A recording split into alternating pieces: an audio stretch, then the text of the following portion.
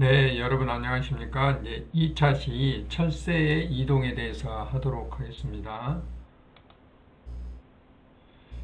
먼저 이제 철새를 알려면 새에 대해서 먼저 공부를 해야 되는데요. 새들은 먼저 깃털을 가지고 있고요. 깃털을 가지고 있고 그 다음에 날개를 이용해서 날 수 있다는 것을 우리가 다 잘 알고 있는 내용들이죠. 새들은 깃털과 날개가 있다. 그 다음에 굉장히 빠른 시간에 날아야 되기 때문에 얘들은 시력이 굉장히 뛰어납니다. 그리고 뼈의 안쪽이 비어 있어요. 그래서 굉장히 가볍죠. 가벼워야 잘 나를 수 있겠죠. 이제 그런 특징들이 있고요. 그리고 이제 그 물고기나 이런 것처럼 유선형이죠. 이게 그 공기의 저항을 적게 받아야 되기 때문에 유선형으로 되어 있고요. 그러면서도 단단한 골조, 그러니까 뼈를 가지고 있습니다. 대부분의 조류들은 대부분이 아니라 모든 조류는 다 알을 낳아서 이제 새끼를 번식하죠. 그러려면 둥지라는 것을 짓고 거기 알을 낳아서 알을 품어서 부화를 시켜서 새끼를 이제 낳아서 번식을 하게 되는 것이죠. 그리고 먹이와 번식지, 그러니까 먹이를 먹는 곳과 번식기가 이렇게 떨어져 있어요. 그래서 이제 철새라는 개념이 생기게 되는 것이죠. 철새라는 개념이. 그리고 일반적으로 새들은 체온이 높은 것이 특징입니다. 이게 특징이고, 이제 뭐 우리들이 흔히 알고 있는 두루미라든지 올빼미, 그 다음에 고니, 그 다음에 갈매기 이런 것들이 다 이제 새의 특징이다라고 이야기를 할 수가 있습니다. 이제 장다리 물대새라는 일반적으로 이렇게 다리가 길잖아요. 다리가 긴 새들을 도요목이라고 그러는데 되게 갯벌이라든지 이런 데 많이 살고 있어요. 바닷가의 갯벌. 근데 우리나라에는 주로 봄에 이렇게 오고요. 가을에 오는 애들은 나그네새 잠깐 들렸다 가는 이런 건 다리가 길고 짙은 분홍색을 띠고 있고 날개는 검고 배 쪽은 희고 그러잖아요. 그런 특징을 가지고 있는 건데 열대나 온대 지방에 다양하게 분포를 하고 있어요. 그래서 봄인 4월 달에 우리나라 쪽에 서해안 천수만 쪽에 충청도에 있는 천수만 쪽에 이제 도착을 하게 됩니다. 그런 다음에 짝짓기를 해서 둥지를 짓고 알을 낳죠. 4월 하순에 산란을 해서 약 한 달간 24일에서 27일 동안 알을 품어서 5월 하순에 부화를 하게 됩니다. 그러면 이제 어린 새가 나오죠. 그래서 여기에서 어느 정도 자란 다음에 다시 이제 호주라든지 동남아로 가게 되는 그런 과정을 거치는데 이런 과정을 거치죠. 그래서 뒤에서 이야기하겠지만 우리나라에 와서 이렇게 알을 낳고 부화를 해서 새끼를 길러가지고 다시 다른 나라로 가는 이런 새들 대부분 이제 우리는 여름철새라고 이야기를 하게 되는 것이죠. 그래서 이번 시간에는 우리나라 철새들이 철새란 어떤 것인가, 그리고 얘들이 왜 이동을 해서 우리나라에 오기도 하고 우리나라에서 가기도 하는가, 뭐 그런 이야기를 해보도록 하겠습니다. 그리고 철새들이 어디 나라에서 오는지, 어떤 지역에서 오는지를 어떻게 관찰하는지 이제 그런 것도 한번 알아보도록 하겠고요. 어떤 철새들이 우리나라 오는가 이런 것에 대하고 마지막으로 철새에 관한 질문에 대해서 알아보도록 하겠습니다. 철새라는 것은 우리나라 경우에는 봄, 여름, 가을, 겨울이 있잖아요. 사계절이 있기 때문에 계절에 따라서 다양한 그런 새들이 관찰이 되는데 우리나라에서 이제 주로 살고 있는 새들, 이런 새들은 우리가 텃새라고 그래요. 참새라든지 뭐 이런 새들은 우리나라에서 봄, 여름, 가을, 겨울 할 것 없이 살고 있잖아요. 이런 새들을 우리는 텃새라고 그러고, 계절에 따라서 제비와 같이 봄에 오잖아요. 그리고 여름을 지내고 가을에 가는 새들을 우리는 여름철새, 그 다음에 겨울철새, 뭐 기러기라든지 이런 새들은 가을철, 그러니까 늦가을에 와가지고 우리나라에서 겨울을 나고 겨울에 월동을 하는 거죠. 얘들은 번식을 하지 않아요. 월동을 하고 다시 번식지인 시베리아 같은 데로 가게 되는 것이죠.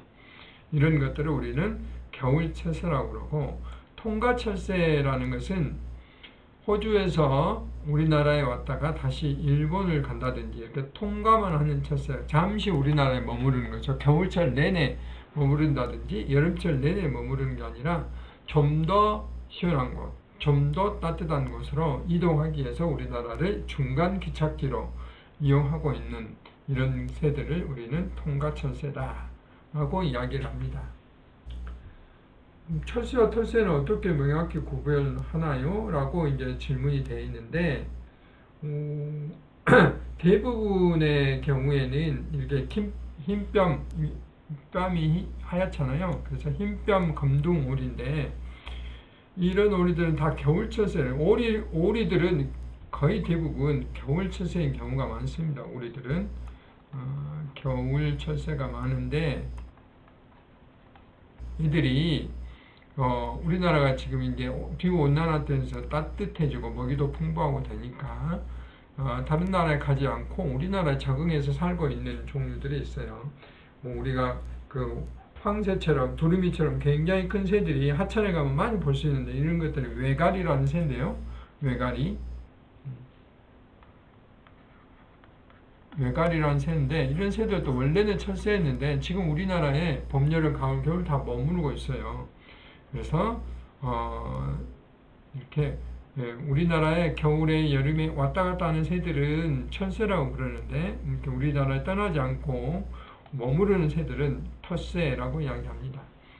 대부분의 여름 철새들은 여기에 이제 호주가 있죠. 이렇게 호주, 그 다음에 여기가 동남아시아죠. 베트남이라든지 인도네시아라든지 이런 나라에서 우리나라로 이렇게 오게 됩니다. 뭘 하러 오냐?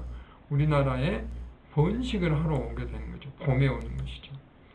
겨울철에는 동남아 호주에서 월동을 하고 우리나라에 봄에 와서 여름철에 번식을 하고 가을에 다시 가는 거죠. 대표적으로 이렇게 뻐꾸기라든지 황노라든지 황노, 그 다음에 긴꼬리 딱새, 제비, 떼꼬리, 뜸부기 뭐 이런 새들이 여름철새다라고 이야기를 할 수가 있어요. 그 다음에 겨울철새의 경우에는 여기 있는 러시아, 시베리아, 이런 시베리아에서 봄과 여름을 지내고 상대적으로 여기가 시원하죠. 그 다음에 이제 늦가을에 우리나라에 와서 겨울철에 우리나라에서 월동을 하는 거예요.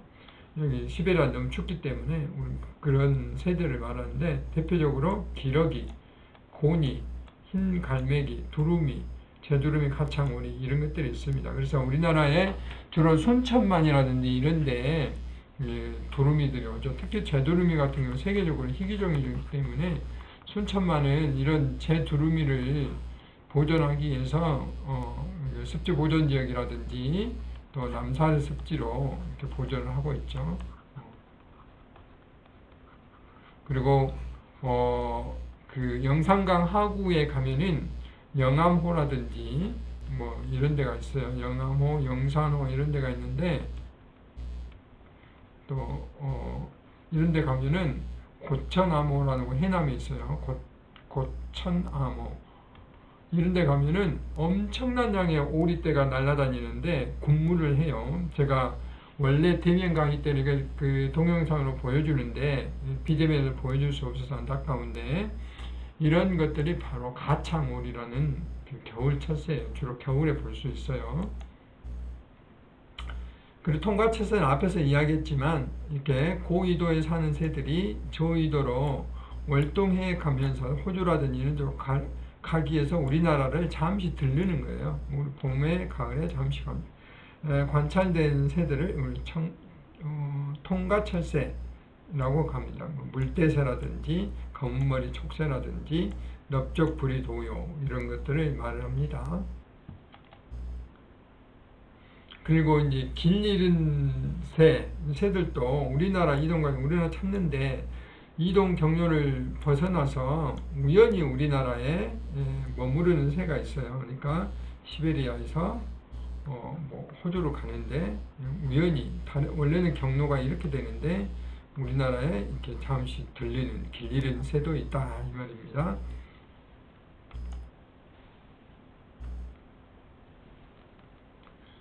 텃새는 앞에서 여러 번 이야기했지만 1년 내내 우리나라에 사는 새, 까마귀라든지 까치라든지 꿩이라든지 놈병아리, 물닭.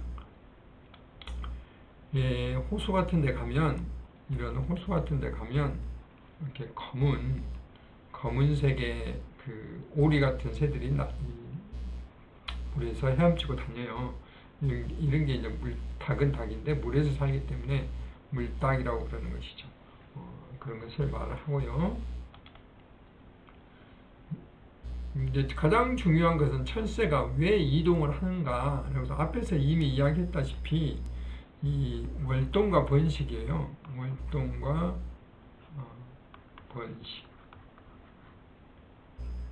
그러니까 겨울 철새들은 시베리아나 이렇게 고위도에서 오는데 거기가 겨울철에 너무 춥기 때문에 밑으로 이렇게 내려와서 우리나라에서 겨울을 지내는 거죠. 월동을 하는 거고, 반면에 호주라든지 이런 쪽은 우리하고 계절이 반대잖아요. 호주는 우리나라하고 계절이 반대예요. 그러니까 우리나라의 봄이 거기는 가을이고 우리나라 겨울이 여름이기 때문에 거꾸로 호주의 겨울인데 우리나라로 오는 거죠. 그럼 우리나라 여름이 되기 때문에 우리나라 여름에서 번식을 하게 되는 것이죠. 이렇게 번식에 적합한 또는 먹이를 찾기, 호주가 겨울이면 뭐 애벌레 같은 게 없을 거잖아요. 그렇기 때문에 먹이와 그 다음에 번식을 위해서 이렇게 이동을 하게 되는 것이죠. 겨울철새는 주로 먹이와 월동을 위해서 우리나라로 이동을 하게 되는 것이고, 한 가지 문제는 기후변화 때문에 우리나라가 따뜻하게 돼요. 기후변화 때문에 따뜻하게 되다 보니까 민물 가마우치라는 새가 있어요. 이런 새인데, 이런 민물 가마우치라는 새들이 우리나라 한강에, 강원도와 경기도 서울 쪽에 있죠. 한강에 이게 이제 텃새화됐어요. 다시 시베리아로 가지 않고 우리나라에 장기간 머무르게 되니까 무슨 문제가 있냐? 얘들이 대식가예요. 대식가. 엄청난 양의 먹이를 먹어요. 물고기를 대량 섭취가 해요. 대식가에서. 그리고 이런 그 나무가 있는 곳에 이들이 이제 이렇게 머무르면서 이렇게 대소변을 눕는 거죠. 그러면서 이 변을 누니까 이 변은 새들은 요산이라는 대변 속에 사람은 그 소변 속에 암모니아가 들어있는데 얘들은 요산이 들어있어서 식물들을 이렇게 말라 죽게 만들어요. 그래서 주변 식물을 훼손하고 그렇습니다. 그래서 농부들이 이런 새들을 이제 굉장히 경계를 많이 하는 것이죠. 그동안 애들은 유해 조류로 번식이, 우리나라 갑자기 이런 현상이 나타났기 때문에 지정이 안 돼서 잡을 수 없었는데, 최근에 작년 말에 유해 조류로 지정이 돼 가지고 지금은 이제 일정한 자격을 갖춘 사람들은 이런 새들을 잡아서 개체수를 조절할 수 있도록 돼 있어요. 그동안에는 개체수를 조절할 수 없었기 때문에 둥지를 없앤다든지 또는 얘들이 먹이를 이런 나무에 어떤 얘들이 앉을 수 없는 장치를 만든다는 이렇게 했는데, 어차피 이게 어디로 가겠어요? 이곳을 없애면 저쪽으로 가기 때문에 방법이 없었는데, 이제 최근에는 그런 포획을 할 수 있는 근거를 만들었다. 유해조류로 지정을 해서 이제 그런 이야기를 할 수가 있고요. 그 다음에 우리나라에 오는 새들은 주로 EAF, 그래서 동아시아 대양주 철새 이동 경로를 통해서 이렇게 호주라든지 시베리아 통해서 우리나라의 경우는 이런 철새 이동 경로를 통해서 우리나라에 오게 됩니다. 그 외에 중앙아시아 철새 이동 통로, 지중해 철새 이동 통로, 여러 가지 이동 통로가 있는데 우리나라에는 주로 동아시아 대양주 이동 통로인데, 이것을 이제 영어 약자로 EAFP라고 그래요. FP. 여기 이제 자세히 나와 있죠. E는 이스트 아시아, 오스트레일리아, 호주를 말하는 거죠. 그 다음에 플라이는 새고, 그 다음에 여기 P는 프라이웨이, 그래서 얘들의 어떤 협의체, 파트너십, 이것을 이야기하는 거예요. 파트너십. 그래가지고 여기 쪽 파트너십, 이렇게 해서 동아시아 대양주 철새 이동 경로 파트너십이라고 해서 2002년도에 이런 모임이 만들어져서 2006년도에 설립이 됐어요. 설립이 돼서 지금은 18개 정부가 가입이 되어 있고 13개의 국제 NGO 파트너에게 가입되어 있습니다. 얘들이 이게 중요하죠. 하는 일이 무엇인가?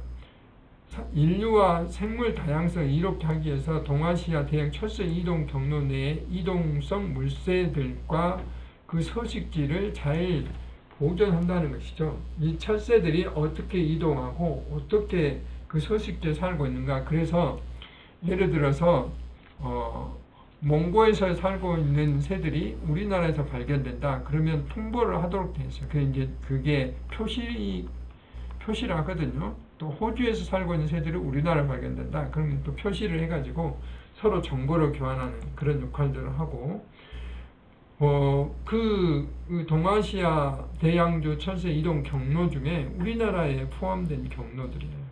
이렇게만 예를 들면은 여기에 이제 뭐 칠발도라든지 여기에 그 순천만, 그 다음에 부산에 있는 낙동강에 있는 그런 곳, 그 다음에 천수만, 이런 대표적으로 우리나라에도 동양주 대양주의 동아시아 대양주의 철새 이동 경로에 포함된 서식지들이 이렇게 정해져 있다라고 이제 이야기를 할 수가 있습니다. 이 철새들은 어떻게 관찰하냐? 우리가 새들을 눈으로 보기에는 너무 새들 가까이 오지 않잖아요. 너무 멀리 있어서 눈으로 보기에는 물론 큰 새들은 관찰을 할 수가 있지만은 무슨 새인지 알아볼 수 있지만은 멀리 있어도 볼 수 있으려면 당연히 망원경이 필요하겠죠.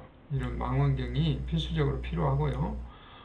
그 다음에 쌍안경, 이런 쌍안경도 필요하고, 그 다음에 새의 종류를 우리가 찾아봐야 되기 때문에 도감 같은 게 필요하고요.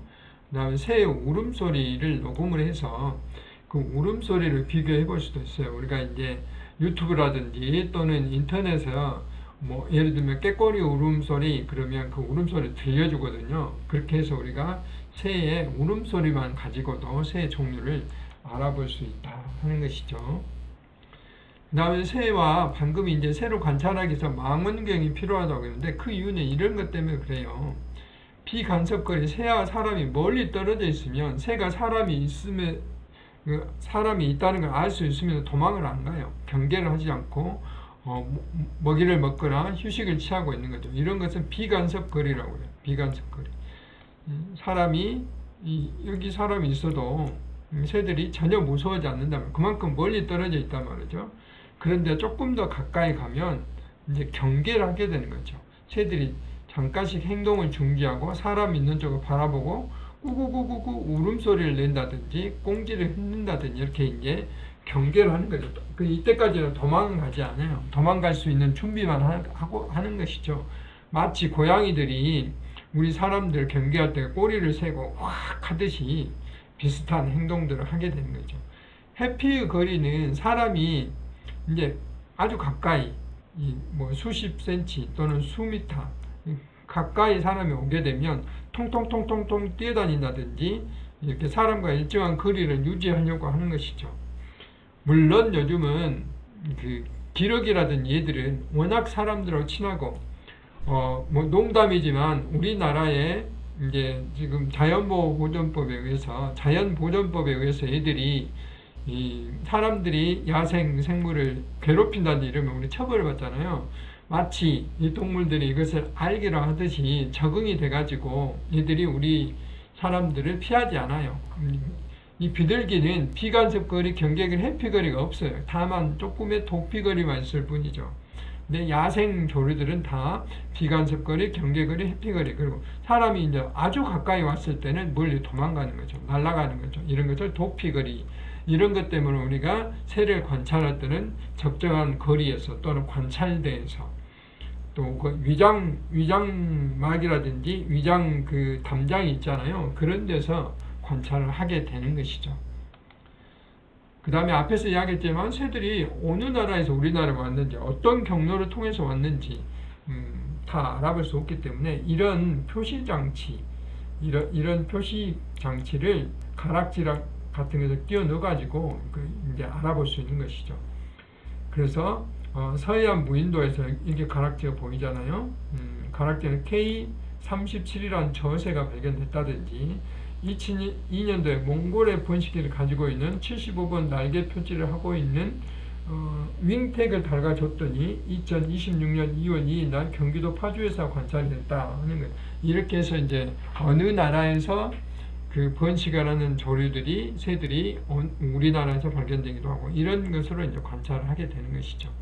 우리나라는 이렇게 다양한 새들이 여름철 새로서 또 겨울철 새로서 관찰이 되기도 합니다. 여기서 이제 철새에 관한 재미있는 질문들이 몇 가지가 있는데요. 재미있는 질문들은 철새는 어떻게 어디로 갈지를 아는가라는 것이에요. 물론 철새는 여러 가지 길을 찾기 위해서 불이라든지 눈이라든지 기 등 다양한 감각기관을 통해서 알 수 있죠.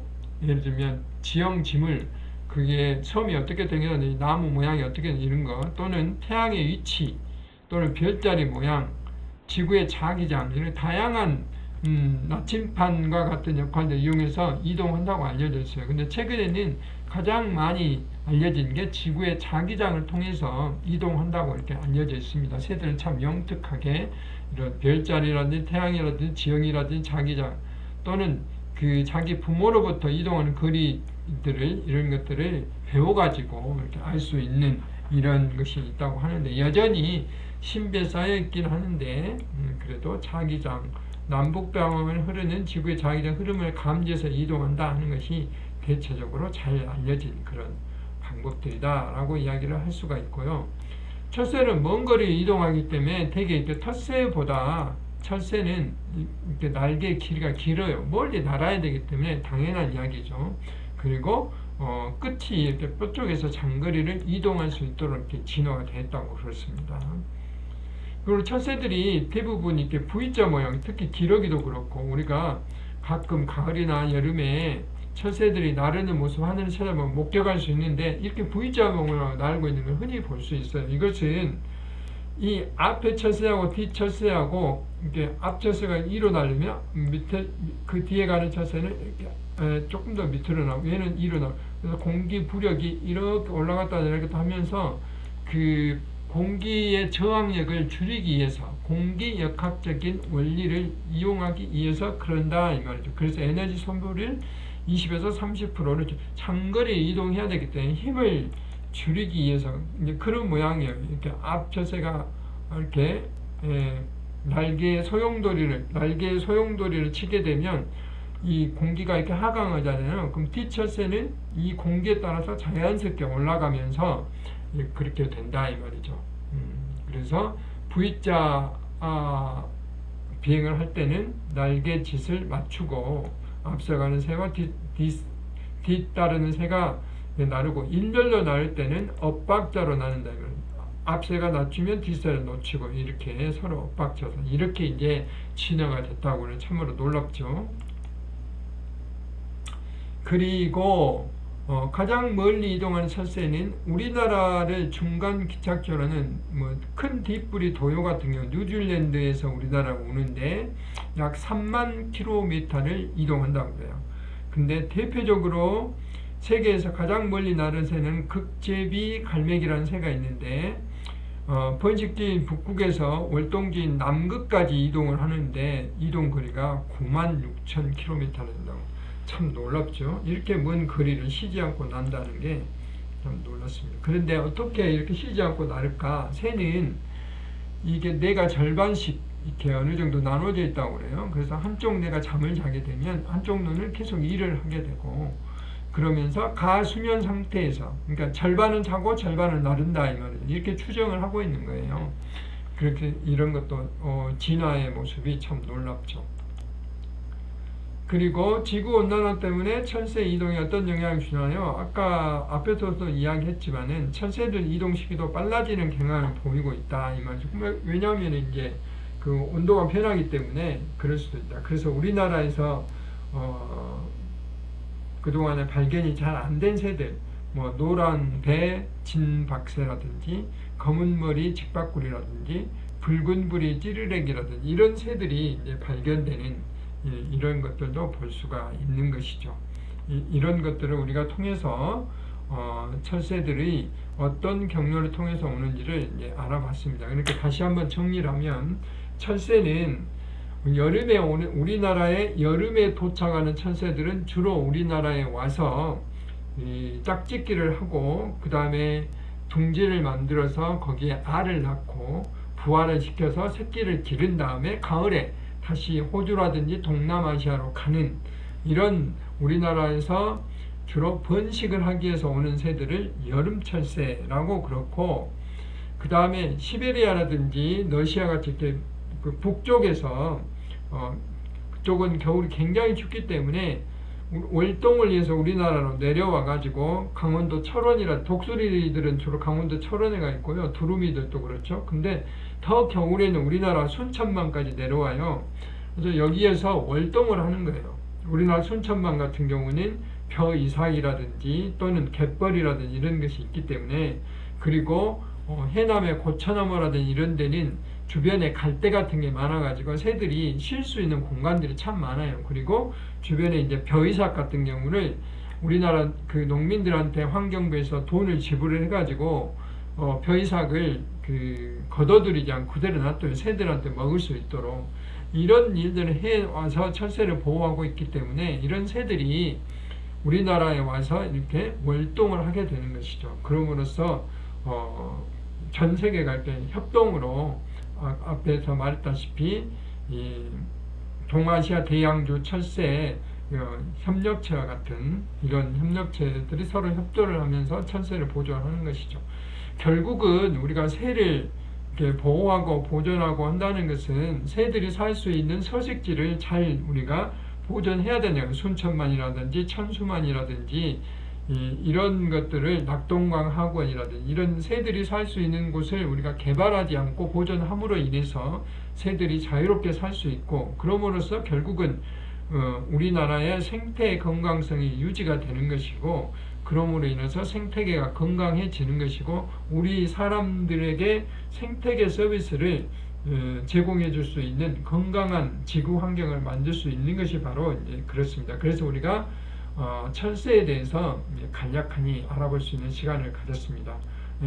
비대면이어서 여러분들이 좀 짧은 시간에 강의를 해야 돼서 이 정도로 마치도록 하겠습니다. 수고 많으셨습니다.